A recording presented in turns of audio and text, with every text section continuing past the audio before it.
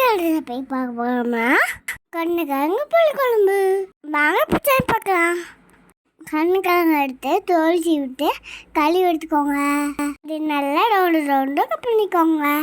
அதுக்குள்ளே சாந்து ரெடி பண்ணால் சாந்துக்கு தேவையான வெங்காயம், தக்காளி, மல்லித்தூள் போட்டு தேங்காய் நல்லா அரைச்சி எடுத்துக்கோங்க. குக்கர் எடுத்து எண்ணெய் ஊற்றிக்கோங்க. கடுகு, உளுந்து பருப்பு எல்லாம் போட்டுக்கோங்க.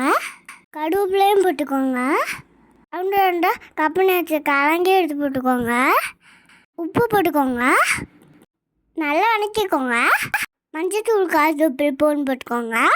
சாம்பார் பொடி ஒன்று தூள் போட்டுக்கோங்க. உங்களுக்கு காரம் வேணும்னா மிளகாத்தூள் போட்டுக்கோங்க. நான் போடல, எனக்கு காரம் போடும். நல்லா வணக்கிக்கோங்க. அரைச்சி வச்சா வெங்காயம், தக்காளி, தேங்காய், மல்லித்தூள் போட்டு அரைச்சிட்டு இல்லையா, மிக்சர் எடுத்து ஊற்றிக்கோங்க. நல்லா போட்டு கழுவிக்கோங்க. அதுக்குள்ளே லெமன் சைஸ் நல்லா புளி எடுத்துக்கோங்க.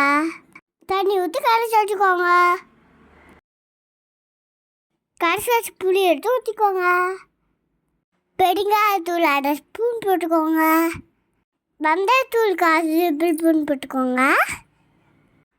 நல்லா கலரி விடுங்க. இதே மாதிரி வீட்டில் செஞ்சு போட்டு மறக்காமல் கமெண்ட் பண்ணுங்க. ஓகேவா சுட்டீஸ்? மல்லி இலை போட்டு மூடி வச்சுருங்க. உப்பு காரம் பார்த்துட்டு உப்பு பத்தினா போட்டுக்கோங்க. மூடி வச்சு 2 விசில் விடுங்க. டேஸ்டியான கண்ணுக்கிழங்கு புளிக்குழம்பு ரெடி.